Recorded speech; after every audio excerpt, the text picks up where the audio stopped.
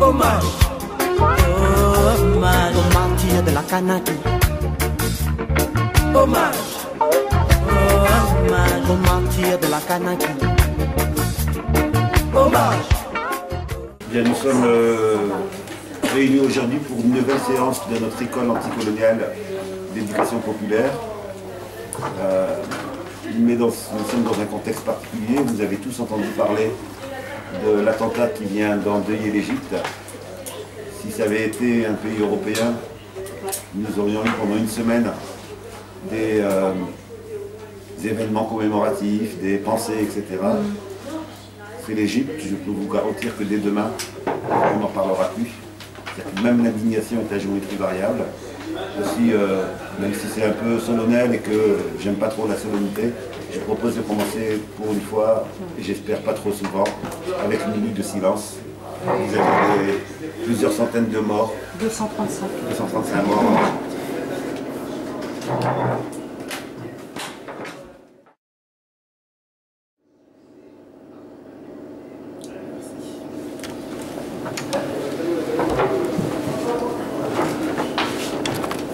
Alors la séance de ce soir est consacrée à une question qui va être importante en 2018, qui est la question de la Kanaki et du référendum d'autodétermination qui doit s'y dérouler, on le sait maintenant, en novembre 2018.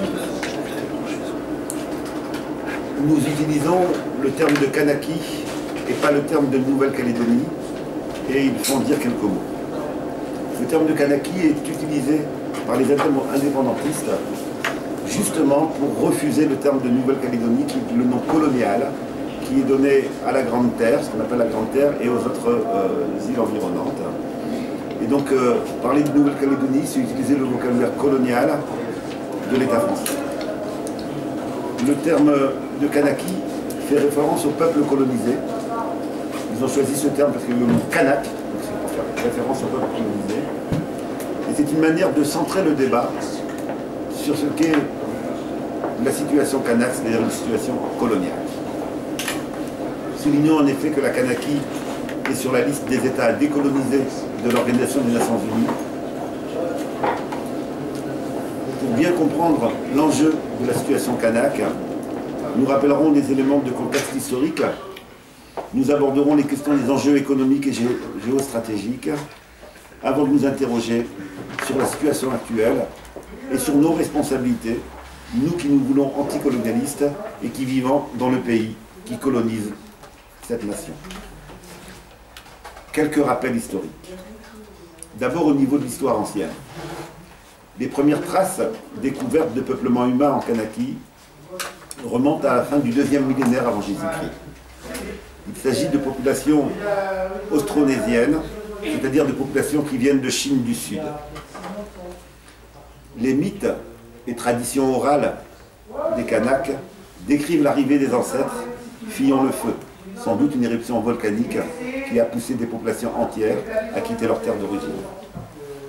Au cours de cette longue histoire, s'est construit une culture et un peuple avec une civilisation agraire, la culture de l'Igname et du Taros, qui sont des tubercules.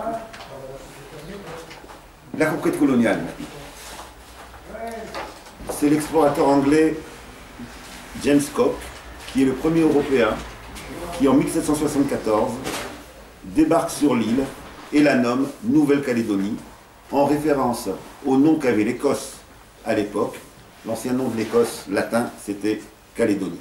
Et donc on l'appelle Nouvelle-Calédonie.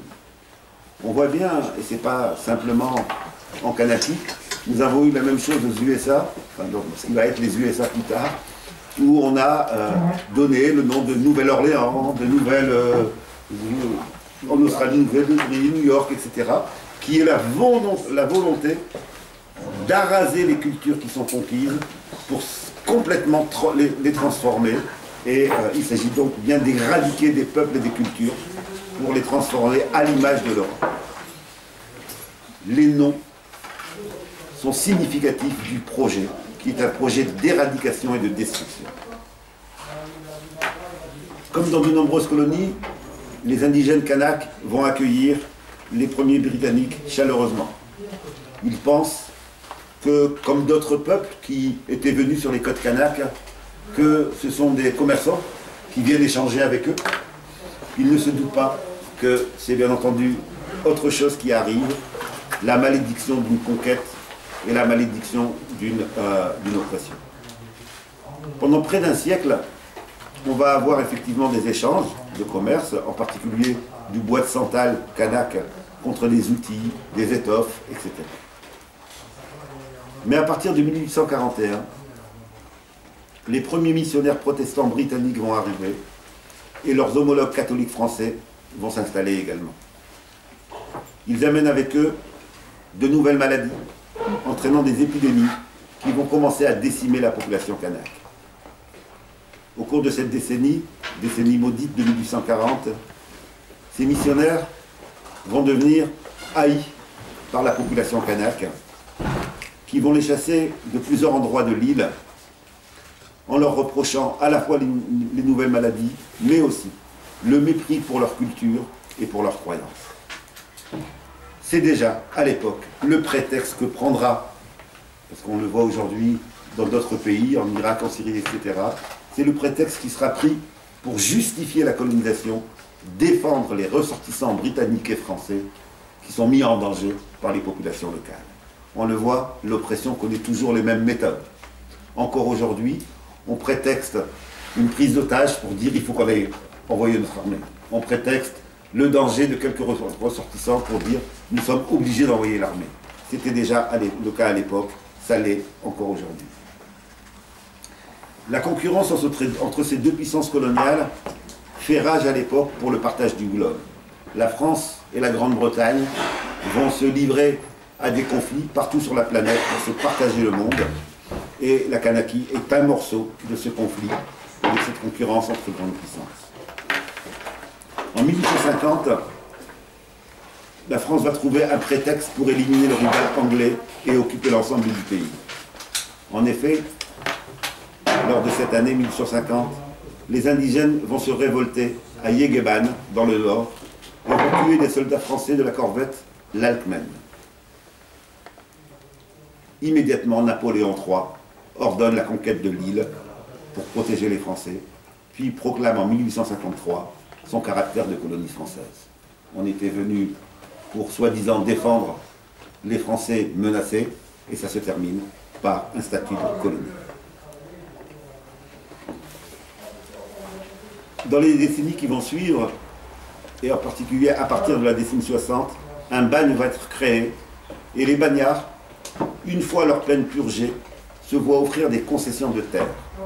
Autrement dit, dès le début, il y a l'idée d'installer une colonie de peuplement, c'est-à-dire de remplacer le peuple kanak par des Européens et par des Français en particulier. Iront dans ce bagne des condamnés de droit commun, mais aussi des insurgés de la révolte anticoloniale de Kabylie de 1870 et de la Commune de Paris. On offre à ces bagnards, à leur sortie de prison, des terres. Vous imaginez, au lieu des rapatriés, eh bien on leur offre des terres au détriment des Kanaks. Il s'agit donc de favoriser le peuplement européen. Alors c'est un peu risible quand on voit aujourd'hui comment certains mettent en avant la théorie du grand remplacement pour s'attaquer à l'immigration. L'immigration veut remplacer la population française, qui a un projet de remplacement de la population française. On sait que ça c'est du bluff. Par contre, il y a eu un vrai projet de remplacement de la population kanak par l'intermédiaire de ces concessions données aux milliers de bagnards qui arrivent en Kanaki. Des réserves vont être imposées aux indigènes pour libérer les terres que l'on vole, qu'on leur vole, et les octroyer à ces anciens bagnards. En 1866, l'enjeu devient encore plus important pour la France, puisqu'on découvre le nickel, et cela va susciter une politique d'incitation à l'immigration vers la Kanaki.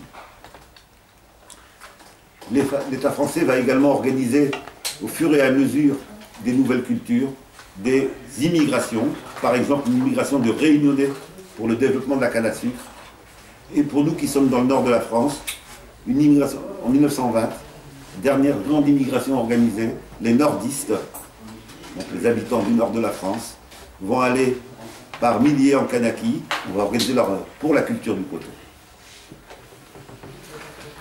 Quel est le statut de la Kanaki une fois que la conquête est faite?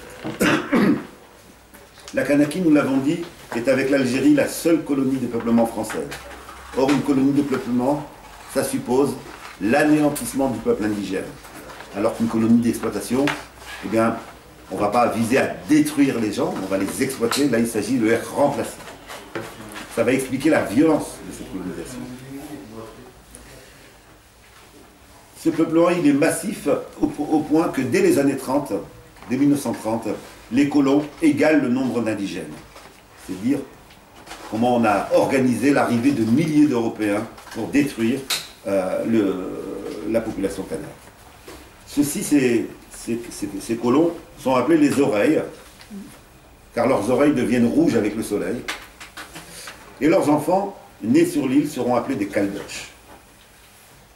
Mais il faut trouver des terres à ces immigrants, et l'État français se proclame. Il n'y a pas de problème, hein, chaque fois qu'on a un problème, il y a une solution immédiate pour l'État français, qui est d'opprimer les indigènes.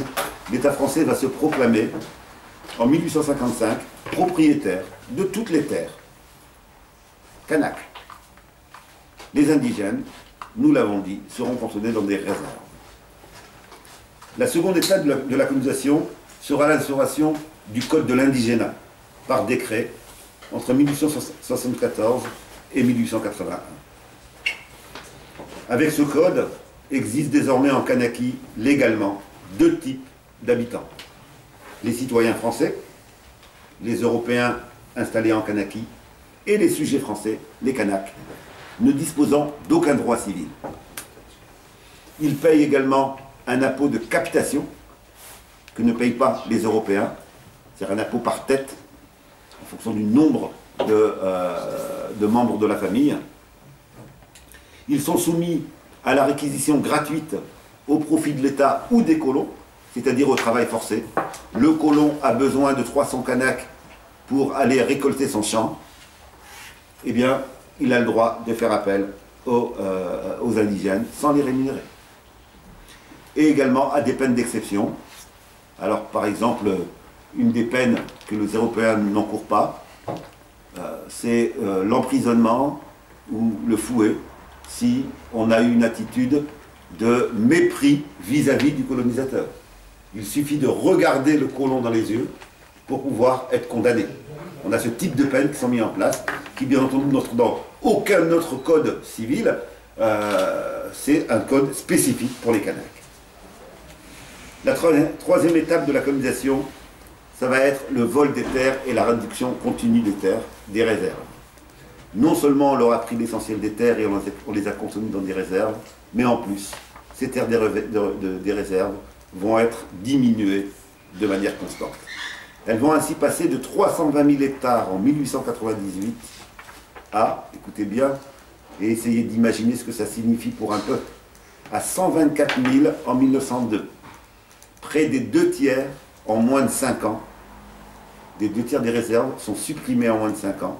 Et la population kanak doit vivre dans 1/3 de ces réserves. Non seulement on lui a pris toutes les autres terres, mais on lui prend également ses réserves. Le résultat de cette spoliation coloniale, c'est la chute du nombre de Kanaks, qui passe de 50 000 en 1853 à 27 000 en 1921. Autrement dit, on peut nous tenir tous les discours que l'on veut sur l'œuvre civilisatrice. En Kanaki, en tout cas, c'était un projet de génocide. On ne peut pas avoir des chiffres de ce type-là. La population diminue de plus de la moitié sans qu'on ait de manière consciente ou non l'idée d'un génocide du peuple kanak. Il s'agit, c'est bien de cela. Mais en Kanaki comme ailleurs, jamais une domination ne s'est faite avec l'assentiment des dominés. Les dominés se sont révoltés. Les dominés ont résisté. Les dominés n'ont pas accepté le sort qui leur était fait. Et on va avoir la mise en place d'une résistance durable. Une résistance exemplaire au regard du décalage dans le rapport de force. Voilà une des principales puissances industrielles avec un peuple qui fait quelques dizaines de milliers de personnes et pourtant ça résiste. Elle va d'abord prendre la forme rudimentaire. D'abord les gens vont être dans la réaction. Et donc elle va prendre la forme de l'exécution de colons pour réagir à leur comportement et à leur exaction. C'est une résistance non organisée, mais les Kanaks qui ne supportent plus de se faire exploiter vont tuer leurs colons. Entre 1853 et 1869, 72 blancs sont ainsi tués par les indigènes. Elle prend aussi la forme, ensuite, de petites insurrections qui ne vont pas cesser quasiment chaque année entre 1853 et 1878. Quelques dizaines de Kanaks s'organisent pour aller attaquer une ferme, attaquer un poste de gendarmerie, etc. Ainsi, par exemple, en 1857, on note l'attaque kanak contre la ferme dite des Bérard, la famille Bérard, qui va faire plus de 30 morts. La limite de ces insurrections, c'est qu'elles sont éparpillées, elles sont uniquement réactives, c'est-à-dire on réagit aux colons, et elles sont sans projet commun. Il n'y a pas de projet indépendantiste, on est dans la réaction, on ne supporte plus la domination, donc on se révolte. Mais on n'est pas porté par une organisation ou un projet commun. Ces petites insurrections vont néanmoins contribuer à accélérer la prise de conscience nationale, et comme dans d'autres colonies, le dominant, malgré lui, enclenche le processus de construction nationale. Là où on avait une conscience de tribu, l'opposition au même ennemi va rapprocher les tribus et va donner une conscience nationale et va commencer la construction d'une nation au sens contemporain du terme, une nation opprimée. L'oppression va donc constituer la base sociologique de révoltes plus importantes et en particulier d'une grande révolte en 1878 qui est appelée la Grande Révolte de 1878, dirigée par le chef Ataï. Cette fois, les leçons des insurrections précédentes ont été prises en compte. Et la mesure du rapport de force a également été enregistrée. Les différentes tribus se sont concertées. Et le chef Ataï a pu constituer une vaste alliance de nombreuses tribus. C'est donc en commun cette fois-ci que les différents membres des tribus s'attaquent à la force coloniale. Ils ont également, à la différence des insurrections précédentes, ils ont également un objectif stratégique et une date commune de déclenchement. L'objectif, c'est la prise de la capitale Nouméa. Pour la première fois, il ne s'agit pas d'aller attaquer une ferme, mais de prendre la capitale Nouméa par surprise. Et la date, eh bien, les Kanaks restent ancrés dans leur culture, et donc la date est fixée à la fin de la récolte des ignames, mais elle sera ensuite repoussée. Malheureusement, parce que ça aurait pu changer le cours de l'histoire, malheureusement, le plan ne sera pas respecté en raison d'affrontements entre Kanaks et colons qui vont précipiter l'insurrection. Le 19 juin, donc trop tôt pour l'insurrection, c'était pas ce qui était prévu, un groupe de Kanaks attaque une ferme de colons, ce qui montre l'importance de la discipline dans l'organisation des dominés. Là, il n'y a pas eu de discipline. Et donc, un groupe de Kanaks qui en avait marre est parti avant les autres, suscitant l'arrestation de 10 chefs Kanaks. L'objectif de Nouméa est immédiatement abandonné et l'insurrection est immédiatement déclenchée contre plusieurs centres de colonisation.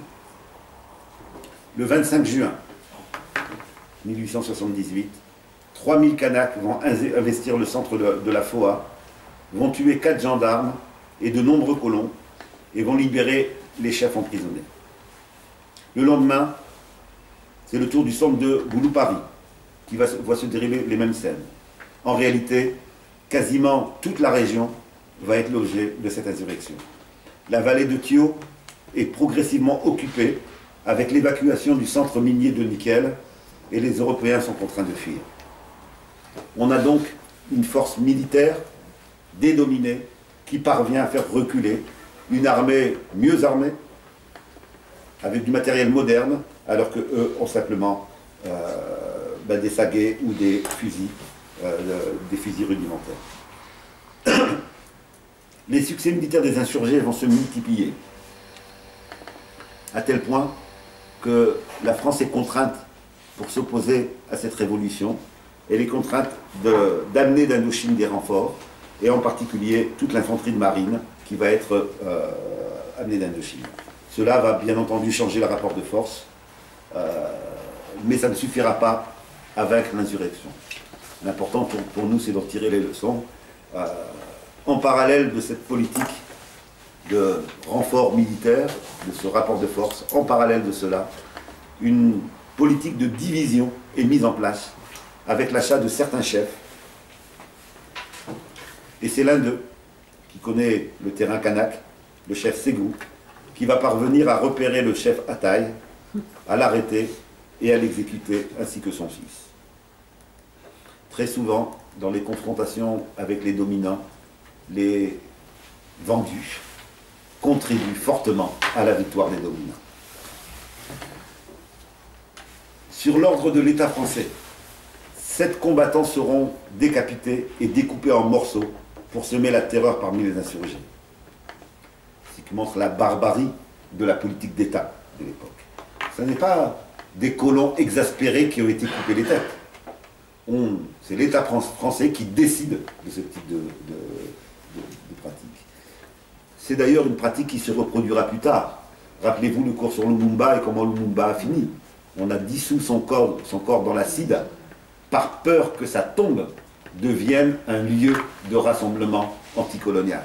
Eh bien, pour le chef Ataï, c'était déjà le cas. Donc, ce n'est pas un événement comme ça lié à tel supérieur hiérarchique, à tel homme, etc. C'est le propre de la politique coloniale que d'éviter que les symboles s'inscrivent, et ça conduit à la barbarie, comme la décapitation, comme découper les membres, etc. La tête du chef Ataï, le summum de la barbarie, va être envoyée en métropole. Elle va rester dans les musées ici. Elle ne sera restituée que 136 ans plus tard. Ça n'est qu'il y a 3 ans que sur la base d'une mobilisation kanak, que la tête du chef Ataï est revenue en Nouvelle-Calédonie. C'est dire la peur que l'on avait que ce symbole soit un symbole qui mobilise encore aujourd'hui la dynamique anticoloniale. Malgré la mort d'Ataï, la résistance continue sous la forme de guerre de guérilla.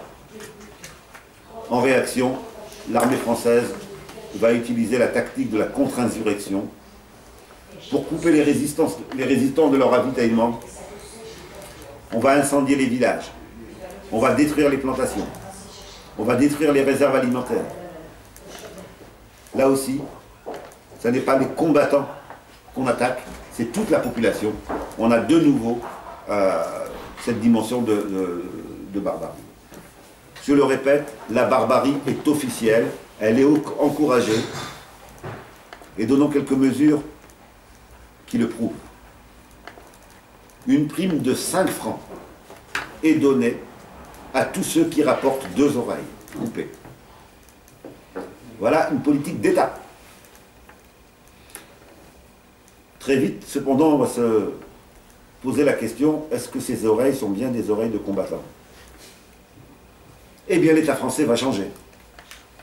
Il ne donnera plus 5 francs pour les oreilles, il faudra apporter la tête décapitée. Et ça, c'est une politique publique. C'est une politique d'État. Quand Césaire nous dit que le nazisme a été précédé de pratiques similaires dans l'économie, il ne nous ment pas. Il n'exagère pas. Ce type de pratique était ouvertement des pratiques d'État. Et bien, malgré cette politique de terre brûlée, la résistance va durer jusqu'en avril 1979. Voilà donc un peuple qui est composé que de quelques dizaines de milliers de personnes, qui est confronté à une des principales armées du monde, qui doit se battre contre des renforts qui viennent d'Indochine, vis-à-vis duquel on pratique la politique de la terre brûlée, et qui pendant 6 mois va mettre en échec l'armée coloniale. Tous ceux qui pensent que les Kanaks n'ont pas mérité leur indépendance, ne se sont pas assez battus pour leur indépendance, c'est qu'ils ne connaissent pas l'histoire. Depuis le début, les Kanaks ont toujours mis en avant leur volonté d'indépendance, et c'est par la violence que la France est restée en Kanaky. La répression est sanglante. Plus de 1000 Kanaks seront tués, 1500 Kanaks déportés, et la plupart des chefs des différentes tribus exécutés. On aurait pu croire qu'avec un tel massacre, la résistance serait définitivement éteinte. Eh bien non. De nouvelles insurrections vont avoir lieu en 1913, puis en 1917. La destruction des structures sociales kanaks, la mort des différents chefs, l'éparpillement des combattants vont néanmoins affaiblir considérablement cette résistance. Mais comme le souligne Frantz Fanon ou Amilcar Cabral, la défaite d'une des formes de la résistance ne signifie pas la fin de cette résistance. Elle signifie sa transformation dans d'autres formes. En Kanaki, la résistance va se faire pendant plusieurs décennies, culturelle, en étant fier de sa culture, identitaire, en mettant en avant, et religieuse, en mettant en avant les croyances contre l'occupant. Il s'agit en fait de sauvegarder le noyau de l'identité kanak face au projet de destruction du colonisateur. Ce repli sur le noyau dur de la culture kanak va permettre au peuple kanak de ne pas disparaître. Et c'est avec les transformations du contexte international, cette préservation de l'identité kanak va permettre, 50 ans plus tard, au mouvement indépendantiste de pouvoir se développer. Le peuple kanak a survécu à ces politiques en s'enracinant dans ses cultures et dans ses identités. Par exemple, beaucoup aujourd'hui ont un regard parfois méprisant sur le discours de jeunes kanaks qui disent « nous on tient à nos clans ». Ce qu'ils oublient, c'est que l'enracinement dans les clans et le fait de revendiquer les clans, c'était une manière de résister. Et il résonne comme si nous parlions de clans ici, en France. Bien entendu, celui qui parlerait de clans en France serait complètement azimuté, mais en Kanaki, se revendiquer d'un clan, c'est résister à la colonisation, c'est ce qui a permis de tenir, de durer, de survivre. Et c'est important que les militants politiques arrêtent de comparer sans cesse la situation des différents peuples à leur propre situation. Les peuples font ce qu'ils peuvent pour survivre, et en Kanaki, survivre, c'était s'enraciner dans cette culture, quand bien même elle pourrait apparaître dépassée par l'histoire, ou dépassée par les sciences, ou dépassée par je ne sais quoi comme progrès, quoique la notion même de progrès est bien entendu à questionner.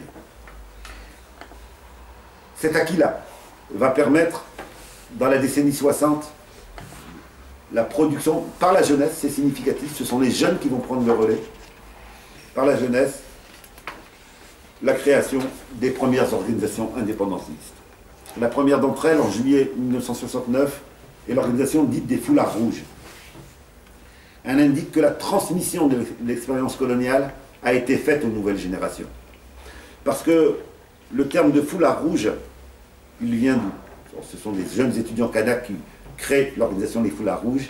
Eh bien, ça vient du cadeau fait par une grande dame, Louise Michel, qui était déportée en Nouvelle-Calédonie, et qui, au moment de l'insurrection de 1878, a offert aux insurgés le foulard rouge qu'elle portait pendant la Commune de Paris.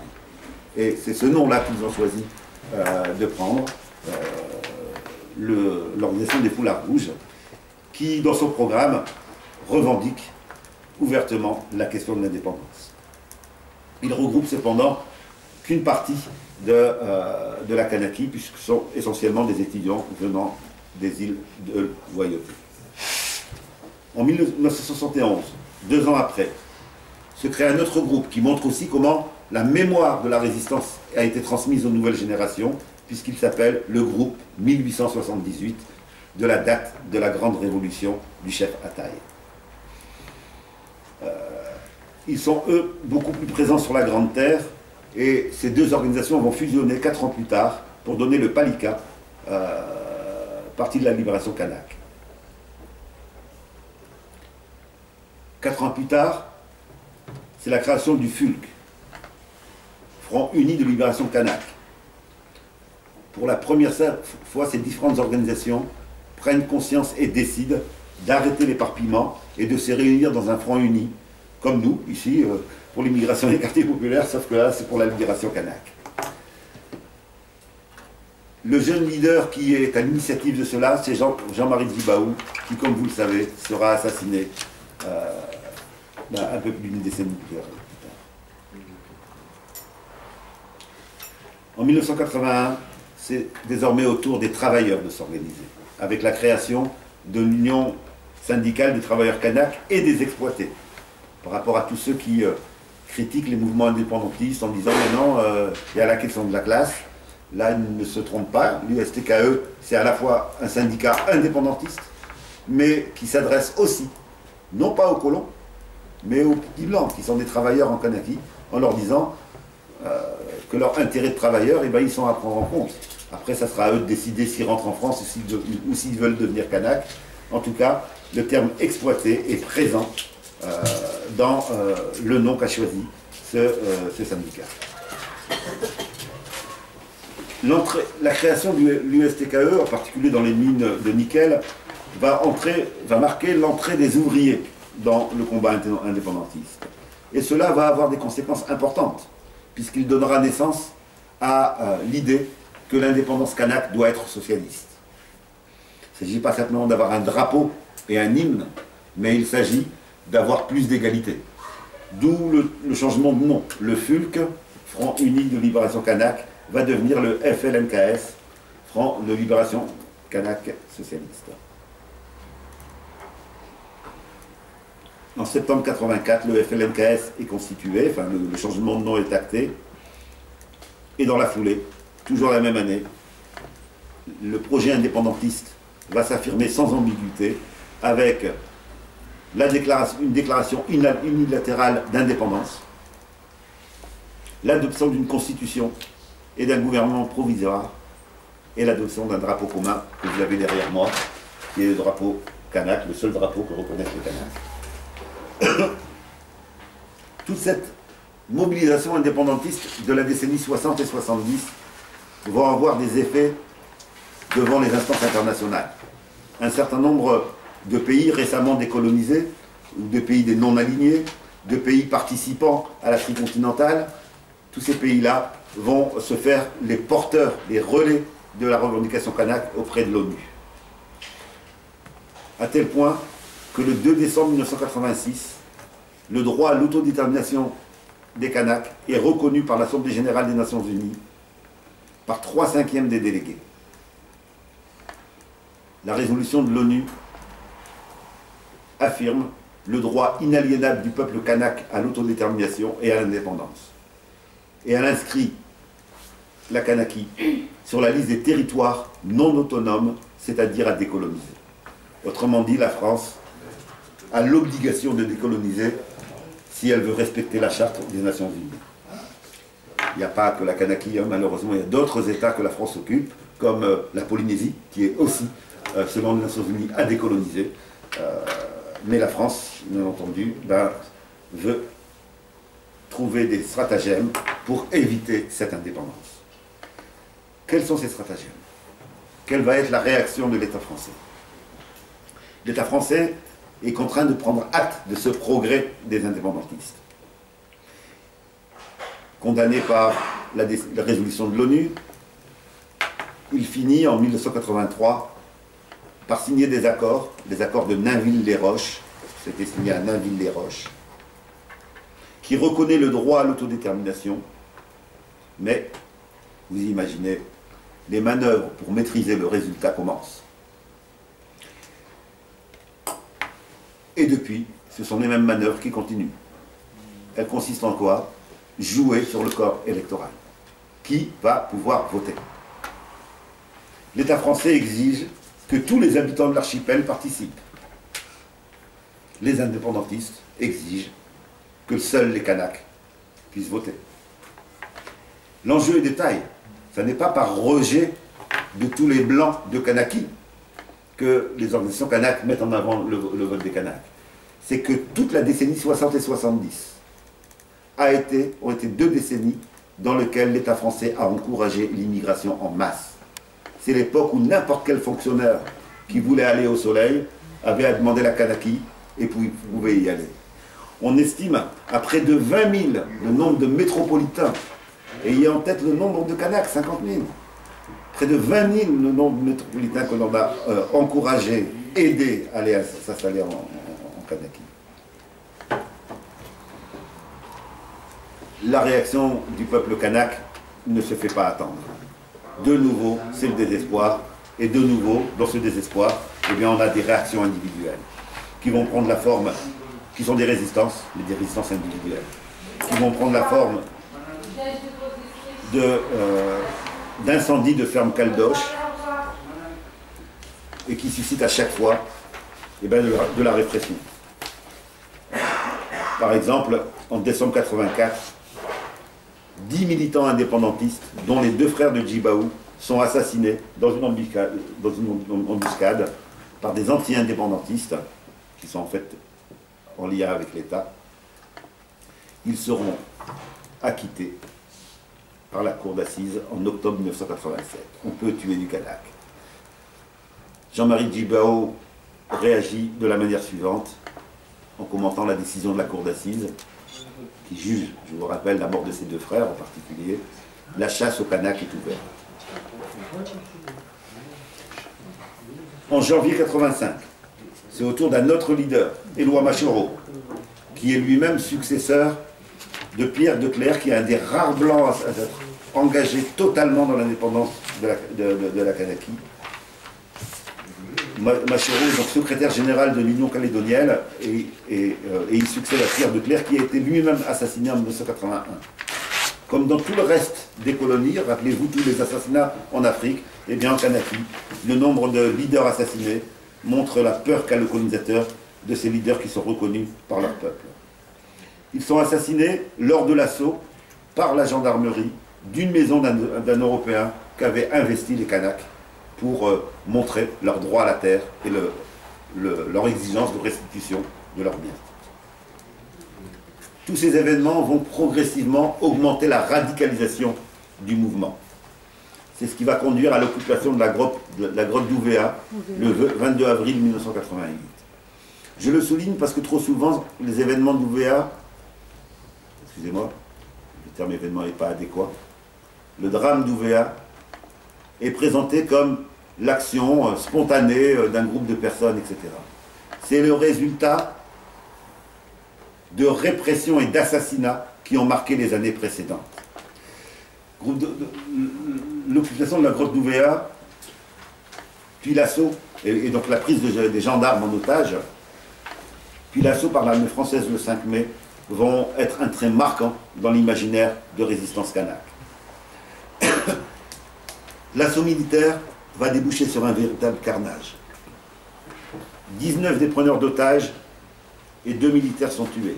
Mais surtout, l'État français, les forces de l'ordre, laissent mourir volontairement ou exécutent sommairement certains preneurs d'otages après l'assaut, une fois que l'opération est terminée. Si militairement la France est victorieuse, elle est contrainte de s'asseoir à la table des négociations. Elle est l'objet de nombreuses condamnations et contrainte de s'asseoir à la table des négociations, qui conduiront aux accords de Matignon en juin 1988. Ces accords, qui sont ceux encore qui déterminent le référendum d'autodétermination, ces accords prévoient une période de développement de 10 ans. Il s'agit donc pour la puissance coloniale, de développer économiquement la Kanaki. Elle donne des garanties économiques et institutionnelles aux Kanaks, en particulier sur les terres, et elle fixe les conditions du référendum d'autodétermination. En mai 1998, à l'issue de ces accords, de nouveaux accords vont être signés qui repoussent le référendum à une période allant de 2014 à 2018, au maximum. Et elle transfère également, pour faire passer la pilule, les compétences aux autorités régionales, tous les ministères, sauf la défense, la sécurité, la justice et la monnaie. C'est-à-dire que ça reste les ministères principaux. Quelle est la situation actuelle? Nous sommes en 2017. l'échéance est 2018. Le 2 novembre 2017, il y a quelques jours, un nouvel accord est signé sur la composition du corps électoral. Il fait suite, cet accord, à la menace de boycott des indépendantistes qui dénoncent la disparition de milliers de Kanaks des listes électorales. Il manque 12 000 Kanaks, nous disent les organisations indépendantistes. Alors que l'État, pendant des mois, pendant toute l'année 2017, nie l'existence d'erreurs, la menace boycott l'oblige à accepter désormais l'inscription de 7 000 nouveaux électeurs kanaks et de 4 000 autres électeurs dits natifs de droit commun, c'est-à-dire qui sont en Kanaki depuis plus de 3 ans de résidence.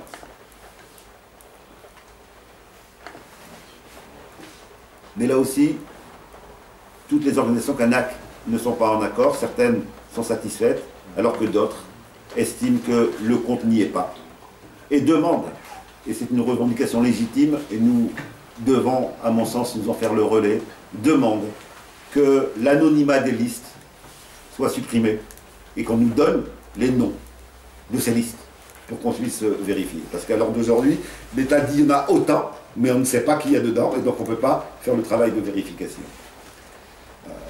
Le principe même d'un anonymat sur les listes, alors qu'il y a conflit sur le nombre d'électeurs, est en lui-même scandaleux, puisqu'il permet toutes les manœuvres. On le voit bien, rien n'est joué. Et pourtant, la date est fixée. Le 4 novembre 2018, au maximum, le référendum aura lieu. C'est dire que nous avons à être vigilants et à nous préparer à être le relais de mouvements qui ne manqueront pas d'apparaître si les manœuvres de l'État français se concluent. Alors pour bien comprendre pourquoi il faut insister sur l'idée de manœuvre et de stratagème, eh bien il faut prendre en compte les enjeux de la Kanaki pour l'État colonialiste français. Je voudrais en citer 3.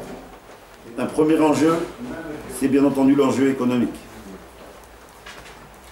Et l'enjeu économique du nickel.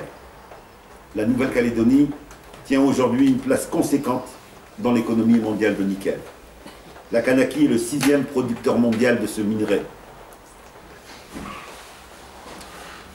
Le second enjeu, c'est l'enjeu maritime. L'île fait de la France la 2e puissance maritime au monde, disposant de la plus vaste zone économique de l'outre-mer français. Or, l'on sait aujourd'hui, avec le développement des techniques, que les richesses sous-marines sont désormais quasiment toutes exploitables. Et donc, posséder la mer, c'est posséder les richesses du sous-sol marin. Et donc, il y a un enjeu énorme à ce niveau-là. C'est pour cela que le colonialisme français s'attache autant en Kanaki comme ailleurs à conserver les îles et même les cailloux. Parfois des cailloux, on a absolument le drapeau français dessus. De l'océan Indien et du Pacifique. Kanaki, Guyane, Wallis et Futuna, Polynésie, etc. Ça n'est pas par vindicte, parce qu'on aime ces peuples et ces territoires, c'est parce que ça offre le droit à, comment on dit, à l'autorité maritime. Le domaine maritime français est de 11,5 millions de kilomètres carrés. Si on élimine les colonies, d'après vous, sur ces 11,5 millions de kilomètres carrés, on a combien? 5. On a 3%. 97% de la surface maritime française, 97%, est constituée par les eaux territoriales liées aux colonies.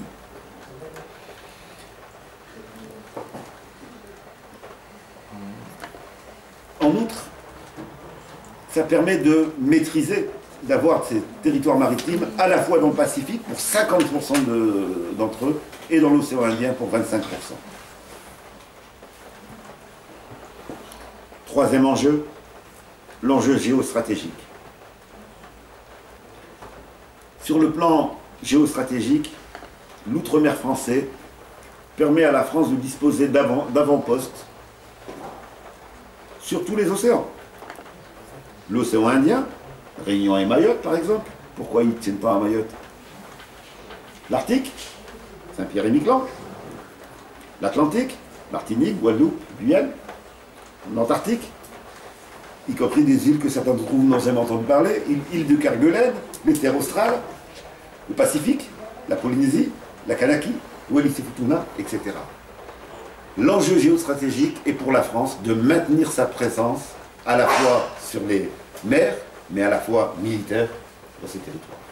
Donc on a des enjeux pour l'État français qui sont des enjeux de grande puissance au mépris des droits des peuples. Telles sont les raisons de l'acharnement des colonialistes français. Avec de tels enjeux, il ne faut pas s'attendre à ce que l'État français joue le jeu de l'autodétermination dans les règles, etc. Et c'est pour cela que les Kanaks réclament des observateurs des Nations Unies pour surveiller le référendum. Et c'est pour cela que les Kanaks disent à la fois « Ok, il y a un accord, mais on est prudent, on est vigilant, on attend de voir, on reste mobilisé. » Pour cette raison toute simple, que l'ampleur des enjeux conduit à, en tout cas, à des tentations de manipulation. Et ça nous permet de souligner notre rôle particulier, nous qui habitons en France, en rappelant quand même un des éléments essentiels. Nous ne sommes pas dans n'importe quel pays. Nous habitons un pays qui n'a pas de grande tradition anticoloniale. Donc il ne faut pas s'attendre à ce que spontanément on ait de grandes forces politiques ou syndicales qui se mobilisent pour l'indépendance de la Kanaki. Historiquement, pour des raisons qu'on a déjà vues dans d'autres cours, l'anticolonialisme français n'est pas à la hauteur de ce qu'il devrait être. D'autre part, il existe malheureusement un large consensus sur l'idée de grande puissance, et en particulier sur la question de la maîtrise des mers, et donc même des gens dont les idéologies devraient les conduire à l'anticolonialisme, eh ben, vont être sur la question de la Kanaki plus que silencieux, voire même se positionner contre l'indépendance de la Kanaki. Il reste qui? Ben, il reste tous ceux qui, par leur histoire, ou par la compréhension des enjeux, bien, veulent être cohérents avec cette histoire et avec ces enjeux. Nous, qui prétendons tenter d'organiser les immigrations et les quartiers populaires, nous sommes des enfants de la colonisation. Même si nos parents ne sont pas immigrés pour certains, eh bien, ils vivent dans des quartiers et leur communauté de destin est avec des personnes qui, eux, viennent de la colonisation. Et par conséquent, si nous ne sommes pas, nous, les relais des revendications kanak, si nous ne sommes pas le relais pour dénoncer les manœuvres de l'État français, personne ne le fera. C'est pour cela que le Front Uni des immigrations et des quartiers populaires se prépare et vous invite à des campagnes, dès que les Kanaks le souhaiteront, à la fois de solidarité avec leur mouvement, mais également de dénonciation des manœuvres éventuelles de l'État français, qui ont de grandes chances d'apparaître. Aux martyrs de la Kanaki. Hommage. Hommage aux martyrs de la Kanaki. Tête de liste à taille, mais Quindo. Pierre de Claire, toi notre frère. Tête de liste